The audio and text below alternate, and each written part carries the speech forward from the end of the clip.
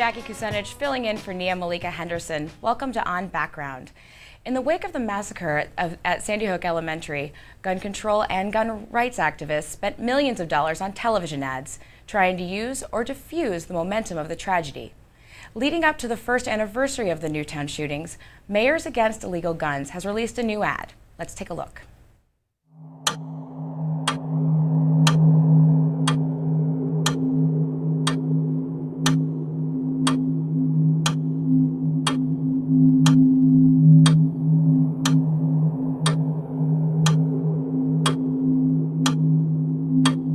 On December 14th, we'll have a moment of silence for Newtown.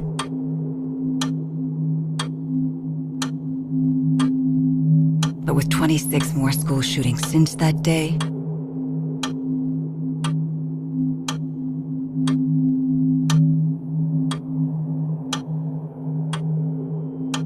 ask yourself, is silence what America needs right now?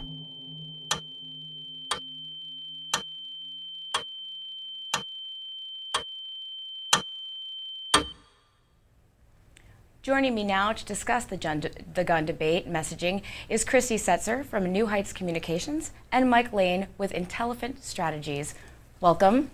Great to be here. So early on after Newtown, you saw gun control groups try to get away from this fear rhetoric.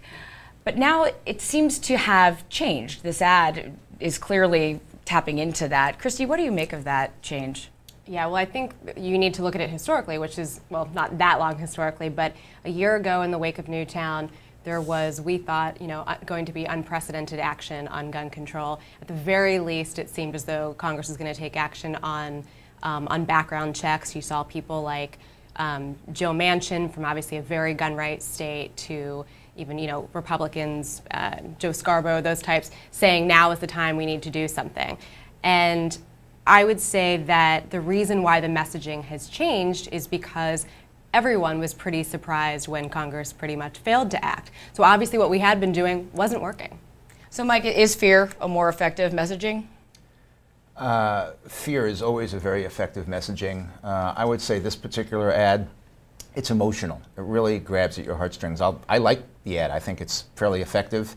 Mm-hmm. One of the problems that the gun control advocates have is that not enough of the people who think we should have more controls have it high on their priority list. It's like, oh yeah, we should do that, but they don't vote based on that. And I think this ad tries to instill emotion, anger, and action into its intended audience. Well, both sides of this debate are guilty for the rhetoric that has come out of it, but the left seems to get a little bit more of a pass on some of the more violent rhetoric. Like during the government shutdown, you had Democrats saying things like, the Republicans are holding a gun to the head of the American people. Why do Democrats get a pass, Christy, on this? I suppose because it's unexpected, right? I think you traditionally you expect to hear that language more from the right and from Republicans.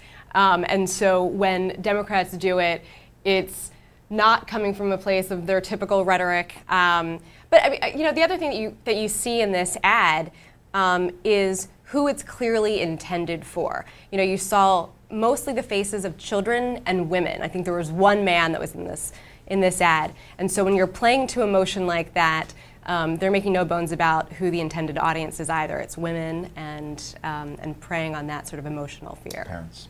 Parents, for sure, but particularly women, I would say. So the NRA had a particularly controversial ad during the gun debate that had mentioned the president's children. Let's take a look at that ad.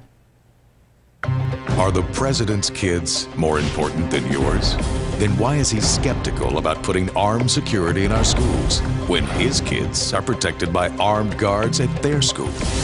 Mr. Obama demands the wealthy pay their fair share of taxes, but he's just another elitist hypocrite when it comes to a fair share of security. Protection for their kids and gun-free zones for ours. Now, Now, Mike, at the end of the day, the NRA did get a lot of backlash, but they didn't pull it. They didn't really change their messaging. Is there any incentive for them to change at all? Certainly nothing subtle about that ad, was there? No, it leaves very little to the imagination. What they're trying to do is tap into the existing anger that people have towards the president for whatever reason. It wasn't even subtle the way they slipped in the comment about taxes and things like that.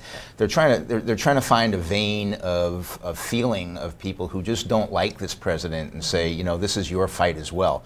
I think in that respect, it was reasonably effective. It certainly was not a persuasive ad to bring people who were on the fence into your camp at all. But in terms of their target audience, I think it went well, and no, the NRA doesn't have any incentive to tone it down. They need to get their people at a heightened pitch on the issue and keep them at a heightened pitch on the issue. Well, let me ask both of you, are there any minds left to convince on this issue? When you look at these ads and they're targeted, they seem to be targeted to a certain audience, but who's left to convince? No, there clearly are persuadables on this, and the way that you can tell that is the fact that support for gun control goes up and down. Again, right after Newtown, we saw support for gun control legislation go up to something like 60%. I think that was probably the high. But then, now it's back to probably pre-Newtown levels, so maybe that's less than 50, maybe it's low 50s, I'm not really sure. So clearly we're talking about 10% or so of the population that is persuadable on this issue. But I certainly agree with Mike that was not an ad that was aimed at persuadables in the slightest. That was, say what you will for the NRA, they knew who their base is, and your typical gun owner, or your most typical gun owner, is older, white, Southern, male, conservative. That preyed on every string that that gun owner would like to see pulled. So we have another ad that uses fear as a motivator, and it's from Daniel's Defense, a gun shop, and they submitted this ad to the Super Bowl, but the NFL rejected it because they have rules on ads involving social advocacy. Let's take a look at that one. It's been a long road getting here. And a lot has changed since I got back.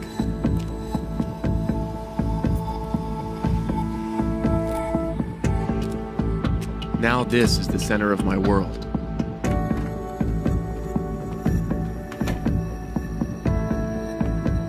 And my family's safety is my highest priority.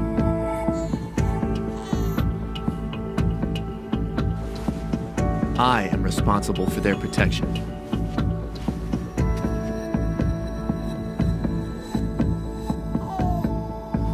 And no one has the right to tell me how to defend them.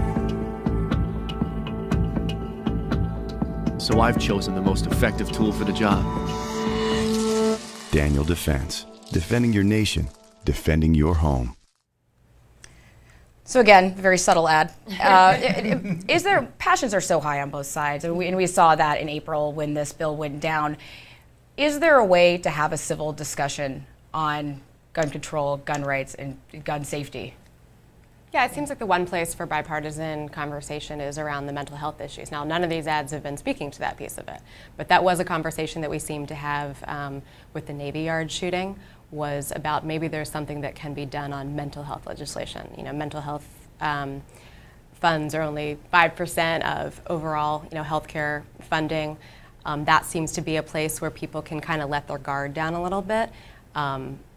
But even the pitch about safety, as we just saw here, seems to be a really, really heightened one. You saw that language of "no one can tell me what to do." I mean, that's verbiage that you see repeated again and again from, I think more often, obviously, from conservatives. Government can't tell me what to do. That's what they were trying to do there.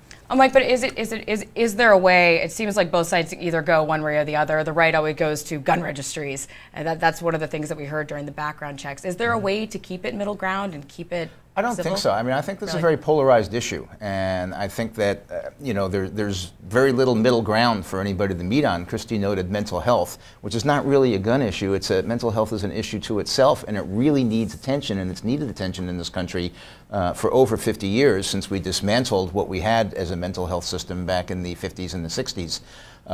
Sort of a gruesome system that we had, not one that we'd want to go back to, but we need to find someplace to go. You know, Christy, you mentioned that the previous ad, which appealed to maybe the white Southern middle-aged to older man, there's actually data now that a lot of the new purchases are going to women, and I think this Daniel Defense ad may have been more effective. I'd like to see them reshoot that with a woman coming home and talk about protecting her her family. It may have been more effective. So our last ad is from another Bloomberg-backed group, and it takes a more of an emotional approach. Let's take a look at that one. Columbine, Virginia Tech, Tucson, Aurora, Fort Hood, Oak Creek, Newtown. Newtown, Newtown. Newtown. How many more? How many more? How many more colleges? How many more classrooms? How many more movie theaters? How many more houses of faith? How many more shopping malls? How many more street corners? How many more? How many more? So if you're advising a client on which way to go, either you're going to go fear or you're going to go to a more emotional appeal, something like that, which way, Mike, would you tell your client to go? Well, first of all, I am not their target audience on that. I spent more time unsuccessfully trying to figure out who those celebrities were than I was listening to the message. I am clearly out of the pop culture these days. Hit me with that question one more time, sorry. No, so would you advise a client to take a more fear-based ad campaign or do something that's more emotional, something more like what we just saw? It depends on where you are in the campaign. At this particular point, there's no legislation pending. There's nothing really no action for people to take. So you're not trying to inspire them. So I would lay a little bit lower on the fear angle at this particular point and come up with something that's a little bit more persuadable, such as the last one that we saw. But as soon as you get a specific proposal on the table and you maybe have a date when it votes, then you have to shift immediately to generating the intense emotions and fears. But you liked the Mayors Against Illegal Gun ad that I liked the first ran. one. Which was more of a fear-based ad. Yeah, it was. Okay. It was. I mean, you know, I liked it for what it was trying to do. I'm not sure I like it for today when there's nothing pending. But overall, it wasn't a bad ad. Okay. Christy, what do you think? Well, I think, you pointed to the fact that when you have these extended campaigns where there's no current legislation, there's nothing, you need ways to show momentum. Now, obviously, one way to show momentum that they're showing here is we have all these celebrities involved. But I always wonder about the efficacy of doing that because who does it, I guess it brings in low information voters, it brings in young people. That's not nothing, but it's not the people that you're sort of most looking to energize. So that's what I most took from this. And celebrity endorsements are not typically highly effective. As I said, it got my attention, but I spent most of my time trying to figure out who they were.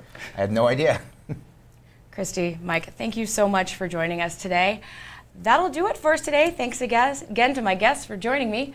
Now, our Twitter question of the day. What do you think of these ads? Tweet us at @background, and don't forget to use the hashtag #postback. Have a great weekend.